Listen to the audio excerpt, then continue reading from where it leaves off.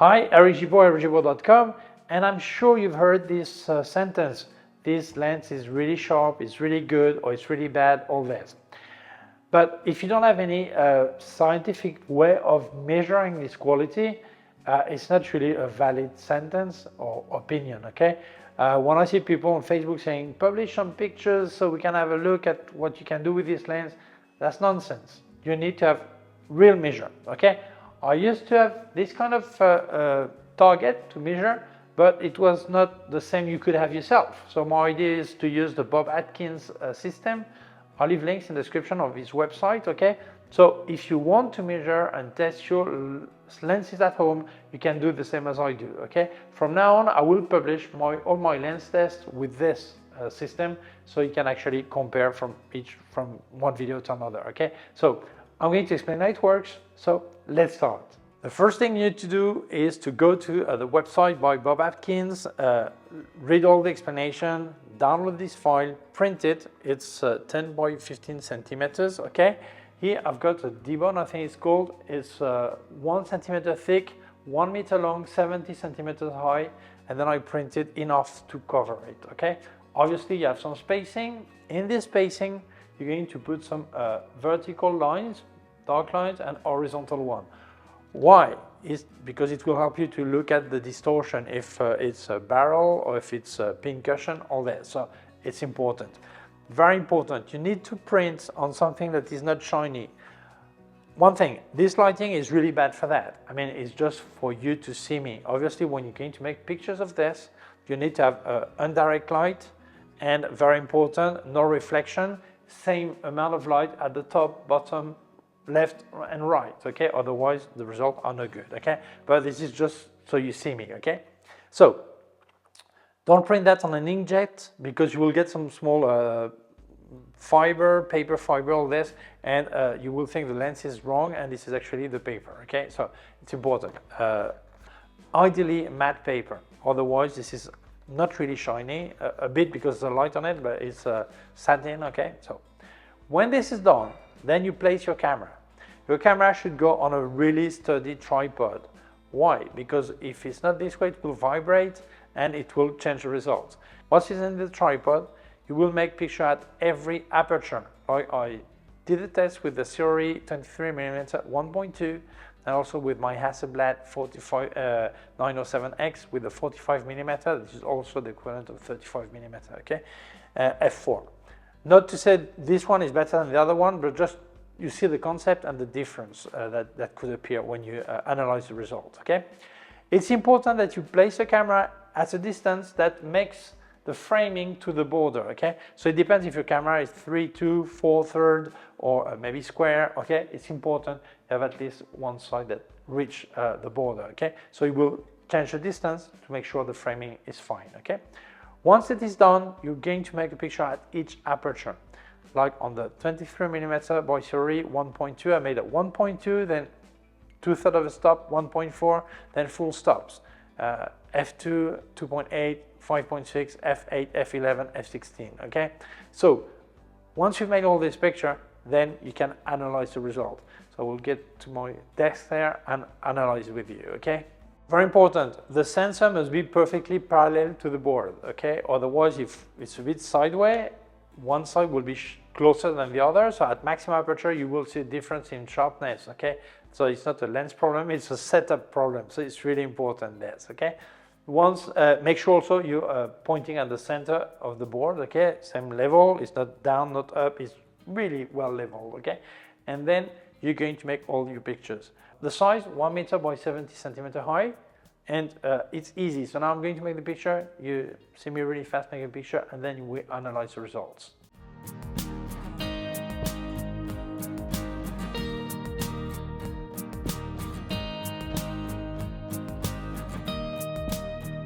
So we're going to check the file with the Fujifilm and the Siri 1.2, 23mm 1.2. So the first thing I've noticed is the barrel deformation. You can see the vertical and horizontal line. the bottom and top and right and left, they are like this shape, okay, so this is not too good. Second, take into account, I see straight away that my light was not properly set, but I was recording myself, so this is why I put it this way, okay. You must be really careful to have the same amount of light on both sides, and top and bottom, that's really important, okay. So this test is not valid, but I explain how it works, okay. So if I check, I see some distortion, that's clear. I also see some vignetting. Obviously, I would have to repeat the test with proper lighting, okay? But as you can see from F2, vignetting is gone, okay? I can see that. So there is vignetting, although the lighting was not perfect, okay? So if I go to the center, I go to 100%, okay? You can go over this, but normally a picture must be checked at 100%. And as you can see, center is fine. It's not fantastic, but it's fine.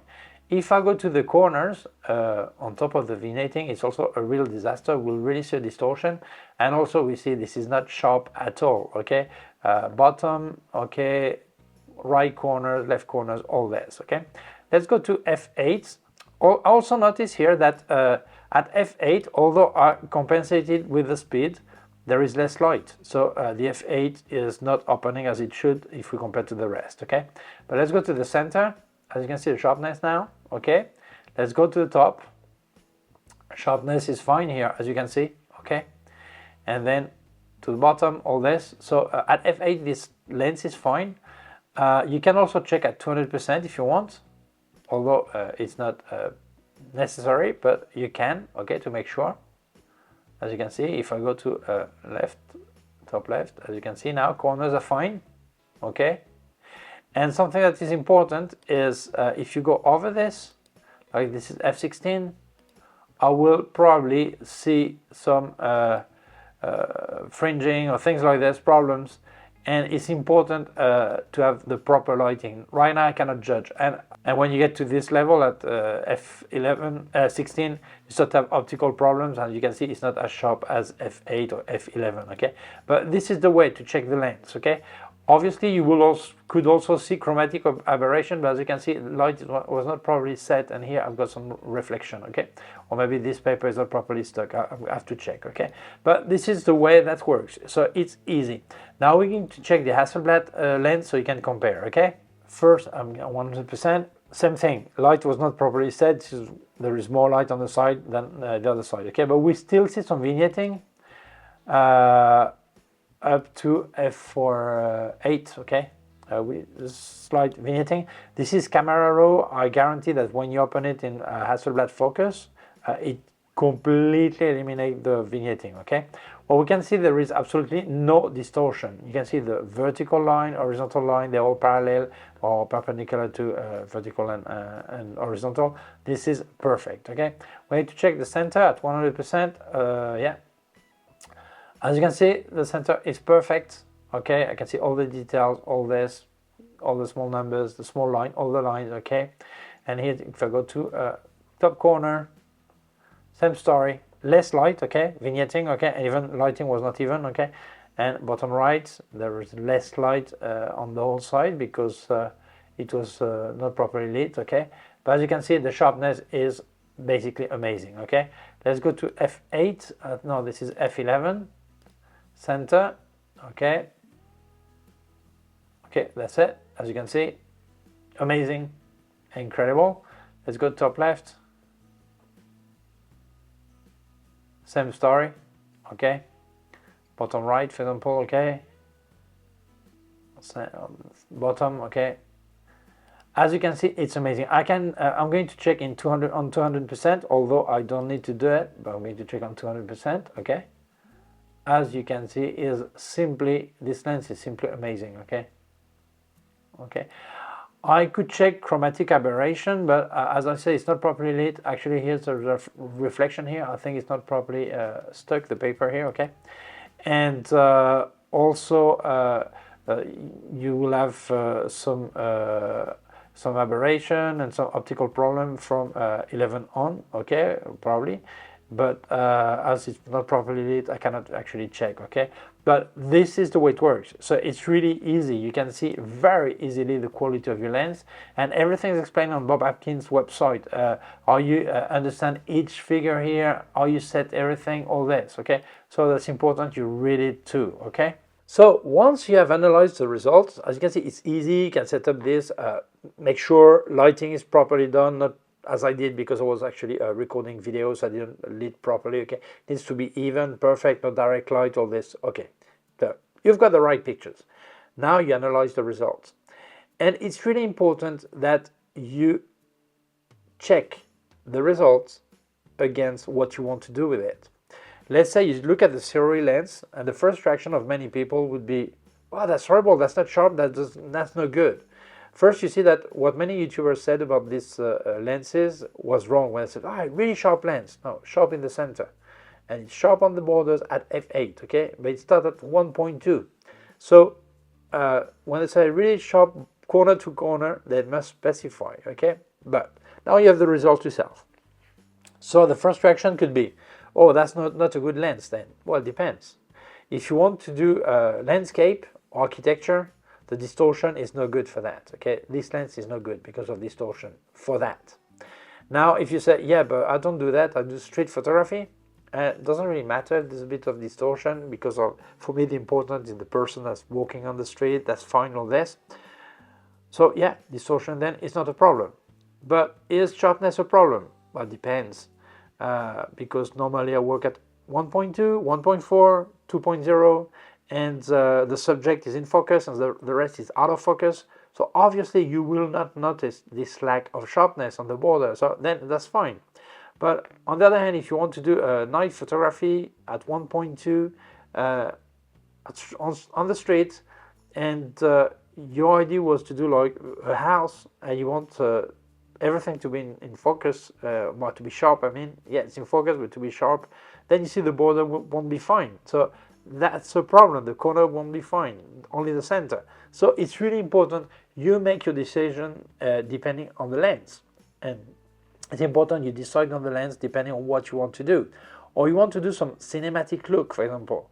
Well, probably you love this lens because it's really not too sharp. The border are really at maximum aperture, they're really really soft, okay? So it gives this special look of no perfection, it's not razor sharp, and many people in video to look really cinematic, they will love it.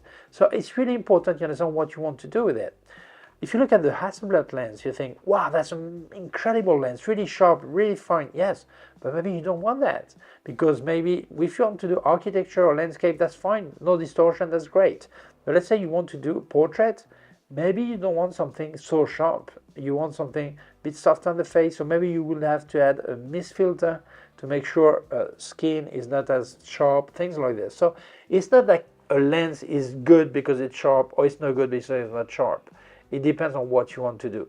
And on this small drawing here, everything has a meaning and a use, okay? I'm not telling it in this video. I invite you to visit Bob Atkins' website so you can have all the information, see how you set all this, okay? That's important because this is content. I'm not going to steal it. I don't think it would be fair. I just invite you to go there to his website, okay? But as you can see, it's not complicated to set it. What's important to be really organized, have proper lighting, proper the way you set it, parallelism, all this, that is all fine. And then once you have the result, to understand that it's not just about results, it's about what you want to do with the lens.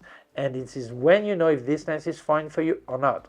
Actually, it's very usual that some people have 2, 3 lenses, sometimes 4, of the same focal length. And depending on what they want to do, they will use one or the other. If I want really sharp, no distortion, I use that one. And if I want something really soft, portrait or something cinematic, I use that one. And if I want a lens that has really a great bokeh, round circle, all this, well, with point on light, I will use another one. Or if I want sun stars, I prefer that other one. So it all depends on what you want to do. But for that, you need to have the exact information about the lens. So I think as reviewers, very often we involve too much our opinion and not exactly the results, okay? So what I think is when I analyze a lens, it's logical to show you the results and then to tell you what I would do with this lens. So I think this lens is fine for portrait, but it's not fine for this. Or this lens is fine for product photography, but that one would not be. Okay, so that's really important. So as you can see, without analyzing a lens properly, you don't have the information. And once you have it, you need to know what you would do with the lens. That's the key, okay, to the secret, okay? So I don't think people should say this lens is bad or this lens is good. They should say it's good for this, it's bad for that, or maybe it's bad for everything or good for everything, okay? The good for everything doesn't exist, okay? Bad for everything, no, because even a really bad lens can still do something that's a really strange or different or abstract or whatever, okay? So no problem with that. So as you can see, it's not complicated. You need to be organized. All this, the important is the way you interpret the results for what you want to do, okay? And that's good point. It means you can do it yourself, or when you watch another video about lens review, and there is some charts. There are many types of charts, not just that one, okay? And you can see what it is for and decide for yourself. The limit, the advantage, the inconvenience, and this is a scientific way of doing, but then we go on to the artistic side of photography. This is what do I do with my gear, okay? So that's important to understand this. And so it means for my video from now on, I will use them. So when you compare several videos, you will know what it's for, what it is, what is not for, and you can even do it yourself, okay? So I think that may help many people to understand results, analyze lenses, and see, depending on what they want to do, what's good and what's not good, okay? So please visit the website of Bob Atkins. I'll leave the link in description, okay? And drop him a line or thank him for the work, okay? There are many explanations. What does each thing here, all this, okay? It's all explained there, okay? So thank you so much for watching the video. If you feel it may interest other people, please share it on social networks. If you have not done it yet, please subscribe to my YouTube channel. There's a small button down here and also a small bell. If you click on the bell, you will get notified when I upload a new video. My website, Gibaud.com. If you have any question, can leave a comment below. I'll also leave you links of my gear in Amazon, links of everything I reviewed by K&F Concept, Sandmarc, Flashes by Westcott, more affiliated links, and also a link to my PayPal account in case you wanted to make a donation. Thank you very much. Please take care of yourself and see you soon. Bye.